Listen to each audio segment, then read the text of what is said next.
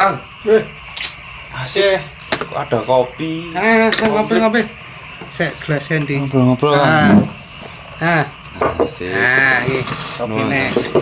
Kang kopi sih. Gimana Sik, Kang ini Kang? Kok malam-malam Lu enak. Malam-malam udut ngopi mendengarkan cocok ini? Minta satu ya Kang?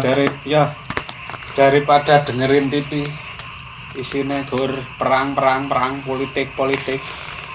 Iya ya Kang, sekarang aku lihat di media nggak cuman TV banyak banget kayak apa-apa tuh propaganda, apa-apa kolom komentar isinya propaganda mulu.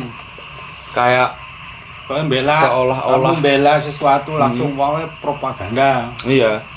Jadi kalau saya kan dulu lihat-lihat kayak gitu, setelah tahu propaganda tuh kayak Jepang itu setelah kekalahan perang mereka berusaha membangun negaranya. Salah satu implementasi membangun citra yang baik itu lewat pembuatan anime itu yang disebut propaganda. Tapi sekarang kok apa-apa propaganda, gimana Kang?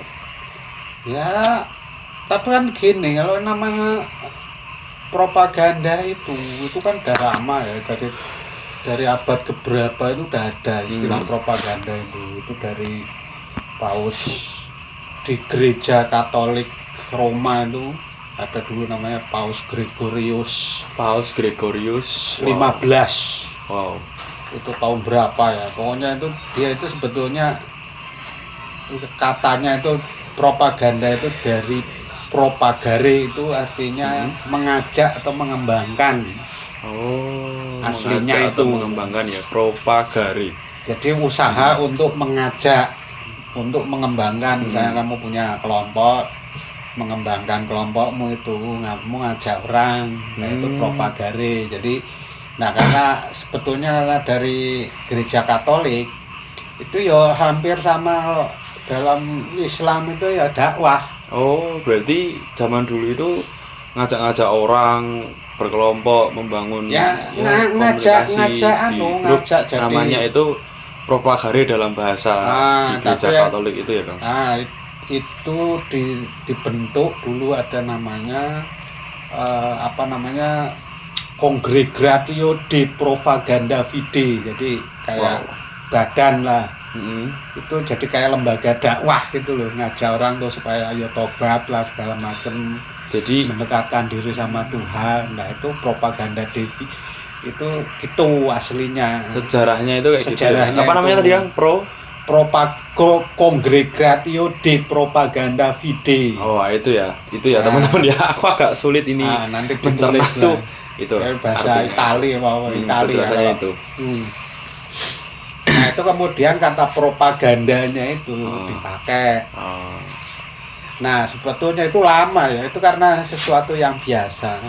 Tapi kemudian kalau dilihat dari sejarahnya, ini propaganda ini yang paling muncul atau mendapatkan ketenarannya itu ketika Perang Dunia Kedua, terutama Perang Nazi. Dunia Kedua. Ya. Jadi setelah sekian lama di gereja Katolik itu istilah itu ada gitu, hidup. Nah, kemudian yang menjadi populer itu di zaman Nazi. Nah, itu bahkan kalau Nazi itu si Hitler itu punya menteri khusus. Ya, punya menteri khusus propaganda. Namanya itu siapa? Dan menterinya itu dia secara khusus ya ditunjuk untuk mengurusi propaganda Nazi. Oke. Makanya kalau tentara Jerman Nazi itu ini ya Kang bisa sampai Afrika, negara jajahnya di mana-mana. Berarti karena memang strategi propagandanya itu yang menarik. Nah ini jadi gini. Jadi kan menterinya itu namanya Joseph Goebbels. Jadi kalau propaganda itu ini sering dikaitkan dengan, di zaman Nazi itu propaganda itu dikaitkan dengan perang. Sebetulnya itu bukan perang. Kalau propaganda itu bukan perang. Propaganda itu pekerjaan komunikasi. Oke. Nah, jadi untuk untuk berperang, untuk bergabung dengan Nazi. Kalau Nazi zaman dulu kan melawan orang Yahudi ya, menyebarkan kebencian terhadap orang Yahudi. Kemudian dia juga perang perluasan wilayah ya ke Polandia, Austria itu kalau zaman Jerman itu. Nah, perangnya jalan. Nah, untuk mendukung perangnya itu, nah itu didukung dengan propaganda. Jadi propaganda itu nggak ada kaitannya dengan perang, Kak Jane. Aslinya itu nggak ada kaitannya dengan perang. Jadi kalau sebetulnya kan awalnya saja itu kan bagus dakwah, mengajak orang untuk, nah cuma kata kunci propaganda kemudian menjadi lekat dengan perang itu ya di zaman Nazi Perang itu. Dunia Kedua. Nah, Nazi itu terutama yang paling mempopulerkan karena ada tadi si Joseph Goebbels yang jadi menteri propagandanya Hitler itu harus diakui kalau secara ya hebat ya. Kita tidak lihat baik buruknya, tapi dalam konteks propaganda dia luar biasa karena sangat efektif. Nah, pada waktu itu kan juga sudah mulai ada media ya, ada koran, sudah ada TV ya, film itu sudah mulai ya, zaman-zaman itu. Nah, itu dimanfaatkan betul. Jadi media itu dimanfaatkan betul untuk menyebarkan ide-ide gagasan propagandanya Nazi. Ya baik untuk soal tadi Yahudi, soal perangnya, nah itu benar-benar efektif. Tapi sebetulnya kan yang pakai propaganda itu ya nggak cuma Nazi, nggak cuma si Goebbels sama Hitler aja. Amerika, kemudian Inggris, ya juga pakai untuk mereka. Amerika juga ada poster-poster perang Amerika itu kan propagandanya itu we need you segala macam itu kan ngajak untuk bergabung dengan tentaranya mereka. Itu juga propaganda. Cuma memang populer banget di zaman itu, di zamannya si Hitler itu karena memang itu jadi dipikirkan dengan bagus, dirancang sedemikian rupa sehingga efeknya tuh ya benar-benar luar biasa kan. Berarti kayak misalkan konteks dari propaganda itu sebenarnya juga nggak menuju pada perang. Memang awalnya itu dakwah, terus ya mungkin sekarang berkembang sampai ke tadi Jepang anime terus. Jadi kalau dilihat itu, kalau kita lihat citranya ya, citra propaganda kan jadi buruk. Jadi buruk kan karena gara-gara Nazi tadi kan. Itu kan jadi seolah-olah propaganda ini pekerjaan yang buruk, yang jahat. Nah itu kan sebetulnya enggak gitu loh. Itu sama dengan komunikasi persuasif, ngajak ya kan, ngajak saja. Cuma karena istilahnya itu dipakai pada waktu itu untuk perang yang begitu dahsyat sampai menghancurkan banyak negara, kemudian membunuh banyak orang. Jadi citra propaganda itu, kata propaganda itu menjadi sangat buruk dan orang tuh malas makainya. Berarti buat teman-teman yang mungkin dapat lihat di kolom komentar sosmed ataupun omongan teman-teman yang lain, konteks kata propaganda itu memang terpengaruh oleh hal-hal yang bersifat mungkin stereotipnya buruk atau apa ya, karena hal perang. Jadi sebenarnya nggak propaganda itu nggak cuma masalah itu teman-teman. Jadi bisa kita pahami konteksnya itu luas karena itu memang pekerjaan dari ilmu komunikasi gitu ya. Komunikasi. Ini kan sebetulnya gini, propaganda itu kan tadi propaganda, propaganda ngajak. Ngajak itu kan ada kelompok. Jadi kalau dalam kerja propaganda itu sebetulnya sangat sederhana.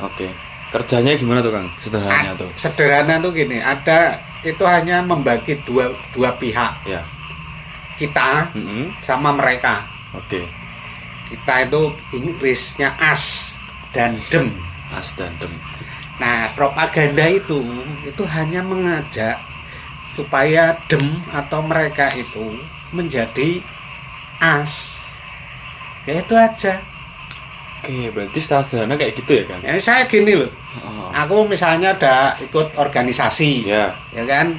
Organisasi gini usaha lah misalnya. Aku MLM. Nah, misalnya aku punya bisnis MLM. Ya kan gini, kamu nganggur gak jelas. Ya kan? lulus belum, ya kan masa depan yo negara ngene iki yo rada surem. Sembarang kali tuh Kang, kita Nah. kerjakan. Terus datang kamu sini kan, tak tawari, ya ngene duluan. Gimana? Ini lo ada daripada kamu nganggur, bu kamu mendingan gabung sama aku. Heeh. Ini lo, ini tak ceritakan bagusnya MLM, tak tunjukin bukti-bukti iki lo. Aku ngopi enak, rokok sedia terus, urip tenang. Kamu gimana? Lah kan kamu lama-lama, wah iya juga Kang. Ya gimana caranya Kang? Tak jelasin, tak kasih bukti, tak lihat-liatin. Nah kamu kan kemudian tertarik. Nah AS itu adalah aku sama kelompokku tadi yang sudah gabung. Kamu itu masih masih mereka, ya kan? Nah jadi propaganda itu ngajak kamu sebanyak-banyaknya kamu itu mereka supaya gabung dengan kita AS. Nah itu aja. Oke. Sederhana itu loh. Ya. Berarti terkait cara kerja propaganda itu secara sederhana memang Ya kayak itu. gitu teman-teman. Jadi buat Ngajak. teman-teman yang belum paham, Dari sebenarnya teman-teman udah sadar bentuk-bentuk propaganda itu ya kayak gini. Tapi ya penjelasannya seperti ini secara mungkin sederhana dan sederhananya gitu. ya dalam konteks akademis ya kayak gini teman-teman. Nah, itu AS dan dem. Lah cuma caranya itu cara kerja. Tapi tekniknya yang banyak. Tadi kan kamu supaya gabung dengan MLM ku tak kasih bukti-bukti, ya kan? Nah, gini. Wah, kamu kan jadi tertarik. Itu salah satu cara. Tapi ini Kang, atau tak takut-takutin. Oh iya sih. Misalnya Iya, kamu iya. dari miskin terus kalau begitu cara hidupmu, sini gabung. Nah, itu hanya segelintir dari sekian banyak cara. Oke. Tapi sebelum ke taktik nih Kang, Nah, bedanya sama iklan tuh apa? Iklan kan juga sebenarnya kayak gitu juga nggak sih Kang, mempengaruhi. nah sebetulnya kan kayak gini, propaganda itu kalau dilihat dari caranya, lah iklan itu juga propaganda. Oke. Iklan, misalnya gini, aku pakai produk ini. Nah, ini kan, oh ini. Saya kalau pakai rokok ini, saya ngisep rokok ini rasanya enak banget gini. Nah kan itu asnya itu adalah mereka yang sudah pakai dan demnya adalah mereka yang belum pakai produk itu. Oke. MLM itu yang sudah masuk dan belum masuk. Sama. Dakwah itu misalnya Islam, ya kan, yang sudah masuk Islam, sudah jadi Muslim dan yang belum, ya kan. Itu sama. Ya. Jadi iklan, dakwah, kemudian PR, ya, komunikasi persuasif. Kamu ngajak, gas, melu aku yuk jalan-jalan ke sini. Itu ngajak, kamu ikut kita jalan-jalan ke sini. Itu kan ngajak. Nah, Bagas mau diajak, yaitu contoh propaganda sederhana. Ya kan? Oke Kang. Nah itu yang sesederhana itu. Jadi ya konteks bentuk komunikasi politik, komunikasi massa ya. Nah konteksnya itu bisa segala macam, dari periklanan, dari politik, dari dagang, dari hari agama, ya kan, dari organisasi, ya, sampai yang serem-serem, ya kan, politik identitas kayak Nazi itu kan ras Arya, Ya. yang tertinggi, dengan Yahudi yang menurut mereka itu ras rendah. Ya kayak gitu. Jadi dari yang serem sampai yang sederhana, dari dagang sampai ke agama, itu propaganda. Nah jadi kalau disebut itu jahat, ya itu ibaratnya gini, ya, ibaratnya itu seperti pisau. Propaganda itu seperti pisau. Oke. Kamu lihat pisau itu jahat apa baik? Ya kalau pisau digunakan untuk Bahaya. jahat kan. Hah? Karena akan pasti. Loh, tapi dari sisi itu. Ya. Tapi kamu nggak punya pisau, urusanmu apa? Ya do ruwet kabeh. Iya. masak nggak bisa, motong-motong nggak bisa. Balik aja ke zaman batu kan. Ya iya kan, zaman batu aja mereka berusaha bikin pisau dari batu. Bener. Jadi propaganda itu seperti pisau. Dia terlihat berbahaya, tapi sebetulnya kan gunanya banyak.